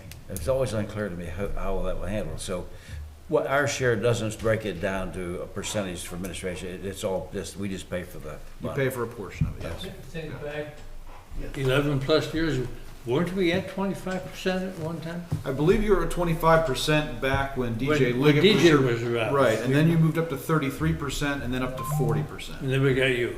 Well, that was when you got me. You decided to have more of me, Dennis, in your township, which I No appreciate. comment. But Now we want all of them. Well, one thing that kind of spurred this was, you know, there was, when we got Mark, everybody like, well, you know, we've got somebody that can do planning.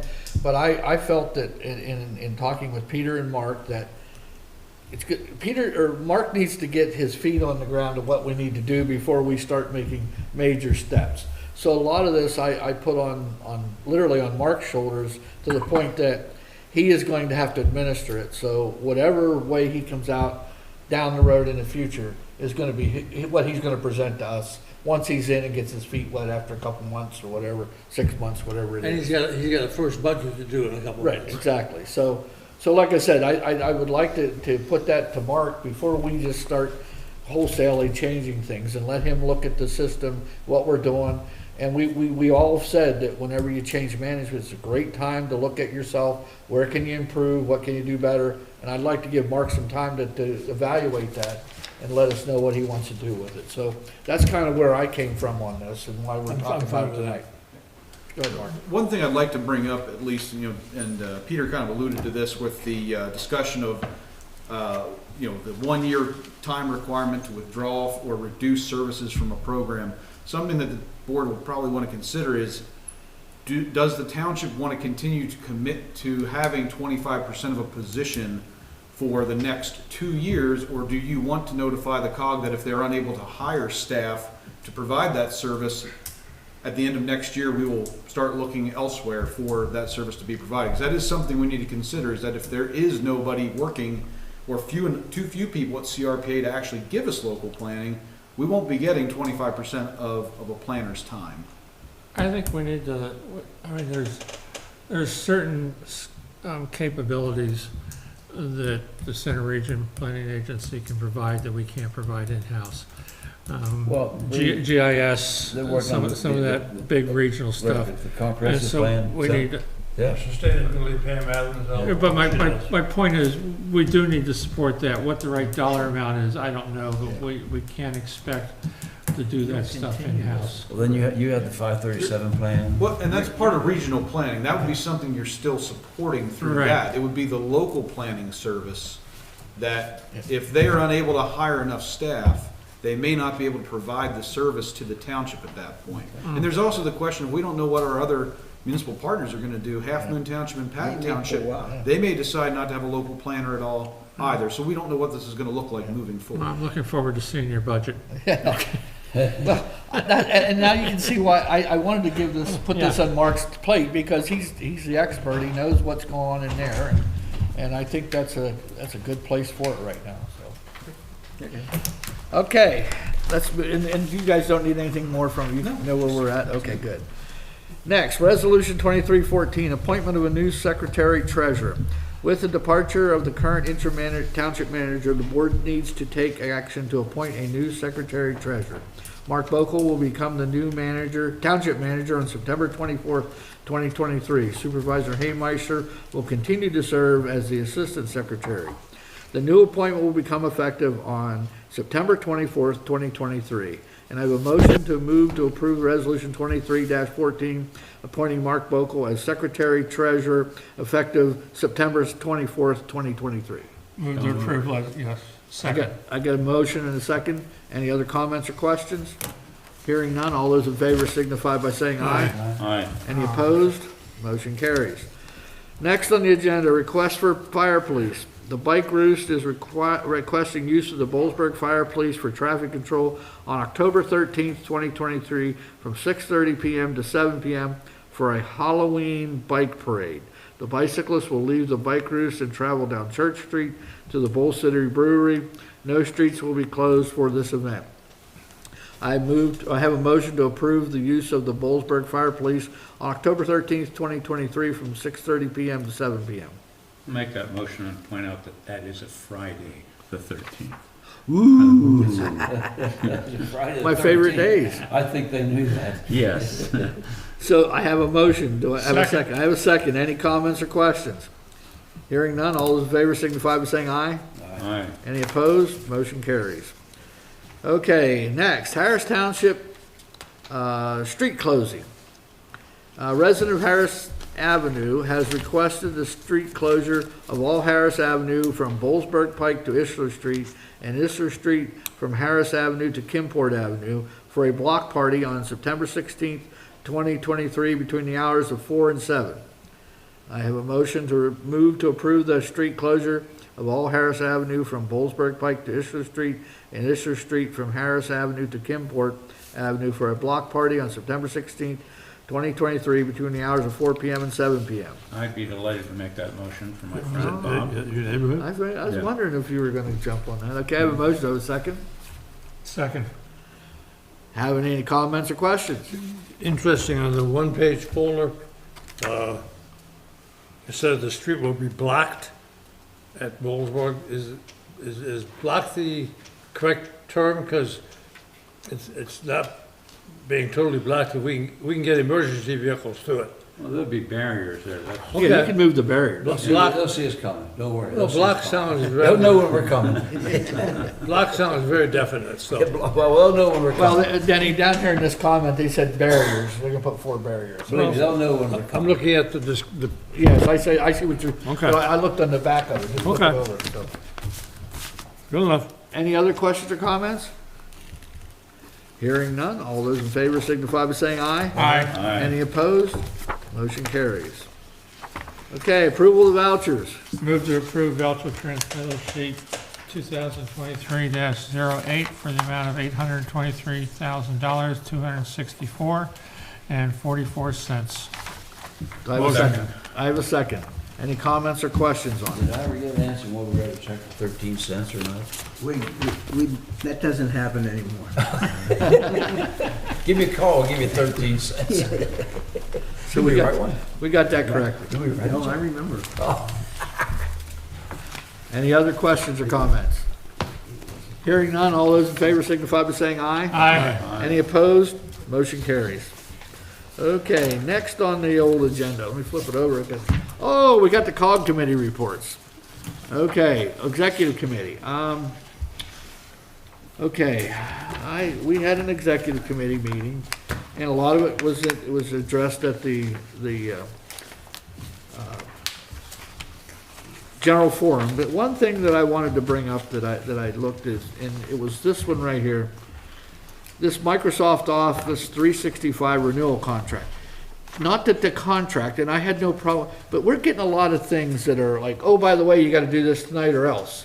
You know, and I just wanted to bring that up. It just seems like we're getting a lot of things that, you know, we don't really have a time frame to look at, or what, we're not getting them in a timely manner, I guess. And I'm just observing that from my year on the executive committee here.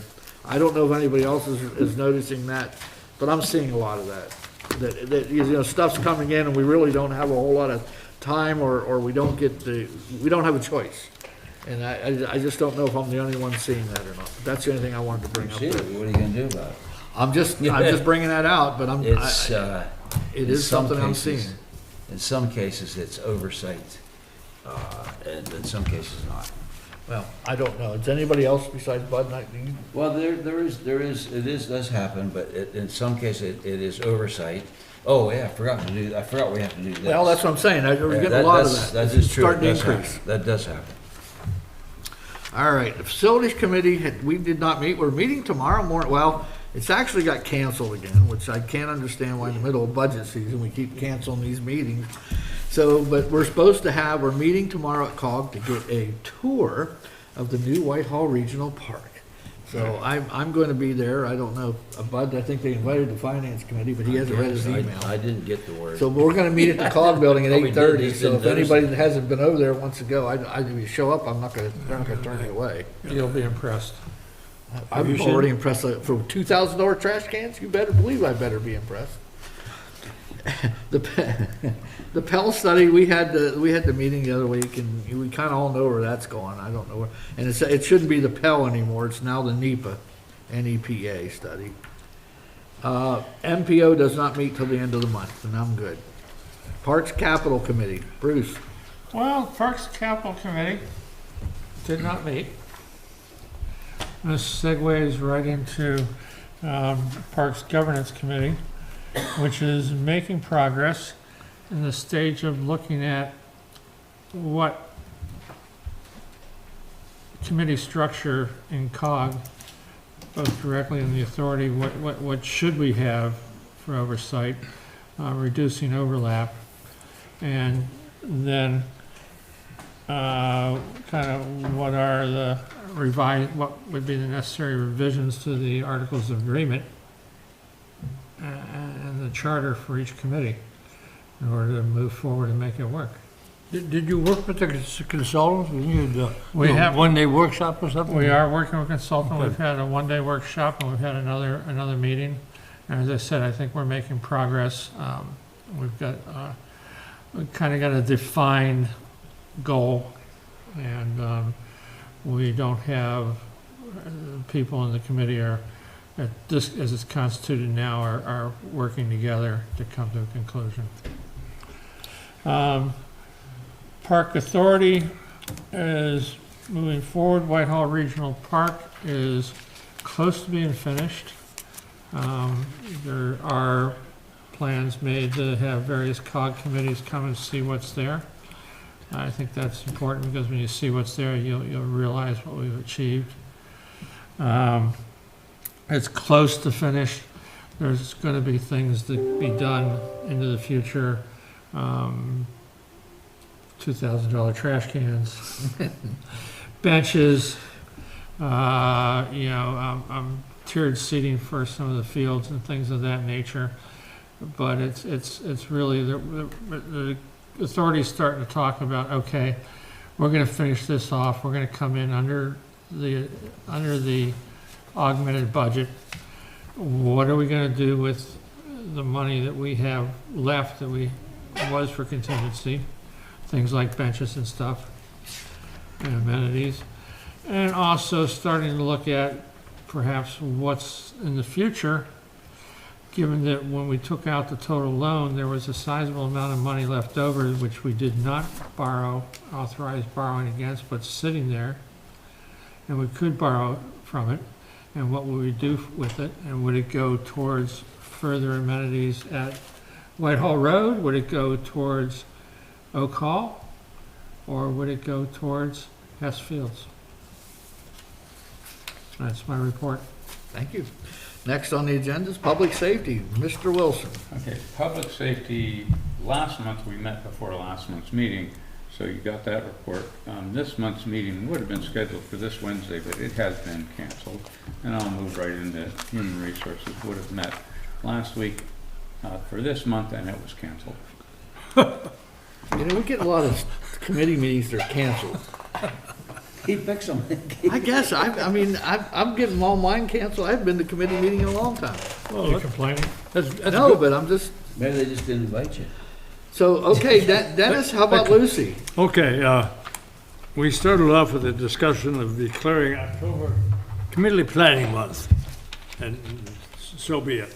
So, second item was a discussion of the task activity report for the Puddintown Interceptor, which is a sewer line.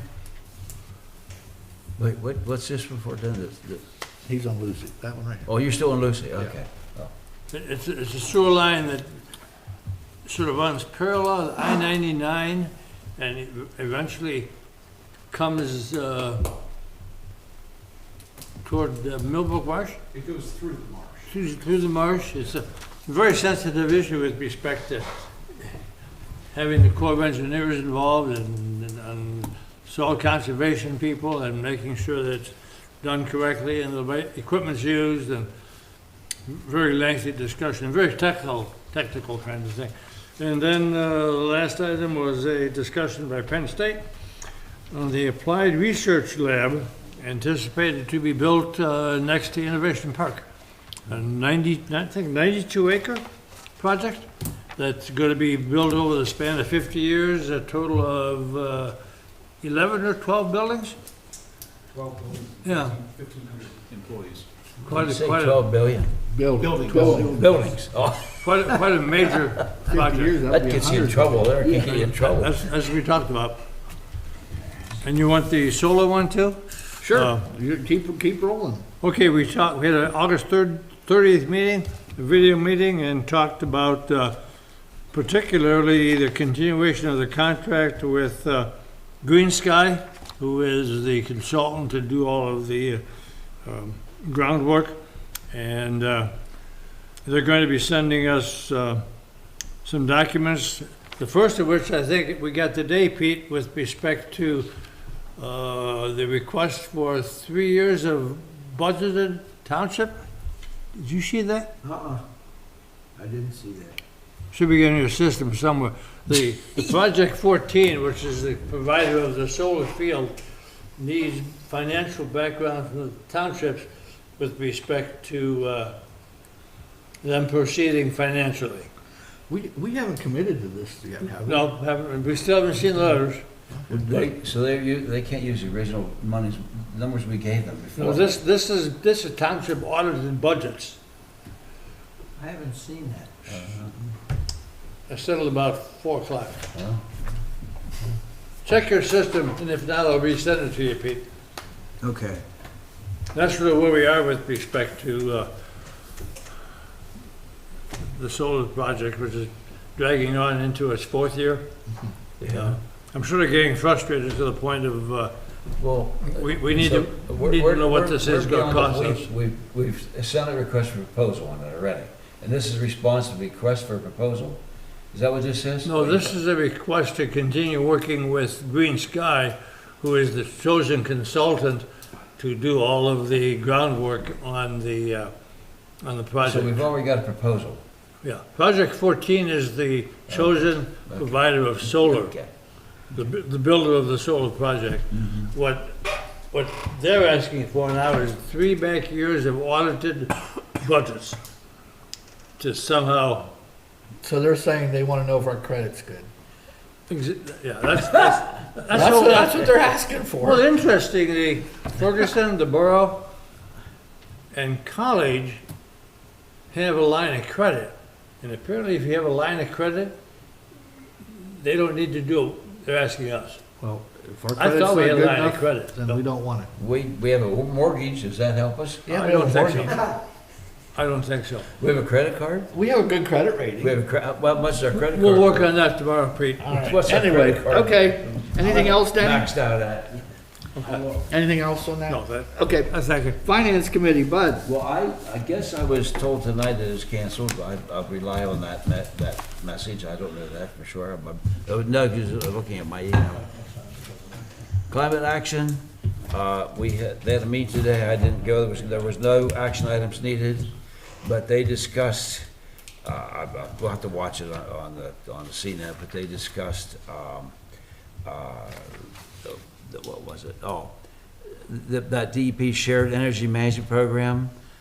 It goes on and on and on. I don't know a lot about it, but I think it's what they're trying to do is they're trying to get a grant or something from DEP to help go around to businesses and tell them how they can be profit by having solar panels. I don't know how that's going to work out. And then this is for you, the draft specification on the refuse recycling contract is out. And I don't know whether Deb is listening or not, but maybe she will give you a copy of this. And you can. I've seen it, and I have some concerns about parts of it. Okay, good. We need to know your comment on this. I don't know how soon we need to know it, but by November. When do you meet? Well, we meet usually the second Monday of the month at noon. Well, today's the second Monday. Yeah, but this came out of our meeting today. I guess we see this today. And there are a couple of things I have questions about, so do you have a copy of this?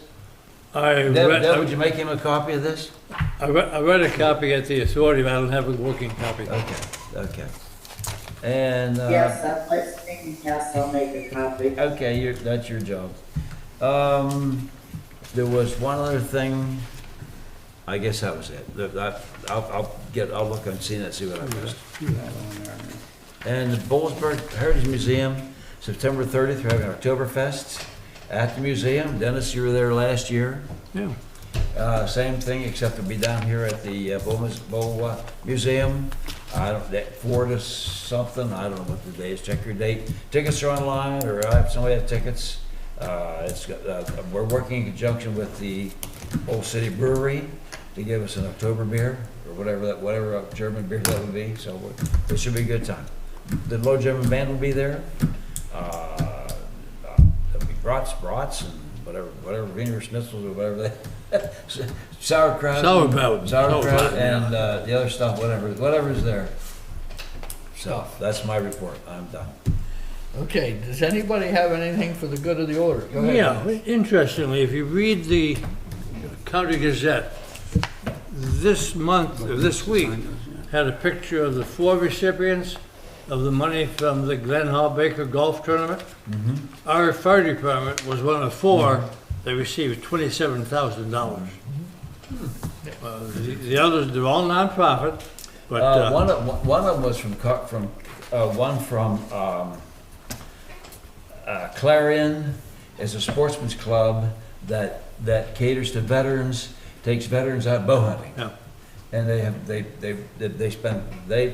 budget. They must take a lot of veterans out. Of course, up in Clarion's good hunting, and they have a lot of places to take them out, put them in, whatever they do with veterans to hunt, disabled veterans. I thought it was so nice that our fire department was chosen to get $27,000. He apparently he chooses 3 every year. I They guess get a different one every year. Different ones every year. Yep.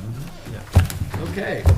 The only other thing I would say is, Bruce and you guys that go down there, that bullshit, how come we don't have a Memorial Day beer? And that would just be a comment.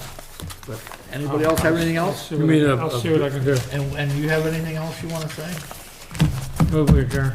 So moved. You mean a beer, named Memorial Beer? Yeah, Memorial Day beer, sure. Want to have one. Good Everything else, other kind of beer. Some people would drink to that, so.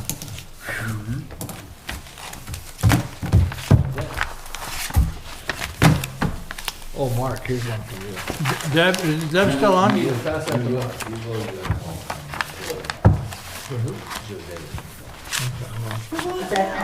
Deb, would you make, I'll be passing, I'll be coming through tomorrow morning. I just made that note. I thought About I 10 thought or about so? that. I'll pick up that copy then. Of the refuse recycling thing that Bud showed you. Correct. Yes. Thank you. That's what you, okay. You know, Okay, thank you. Deb sounds like God when she comes on, you know it. Yes. Noah. Yes. It's as guilty consciences you guys have. Yes. It is. By the way, there's the email from the. Oh, thank you.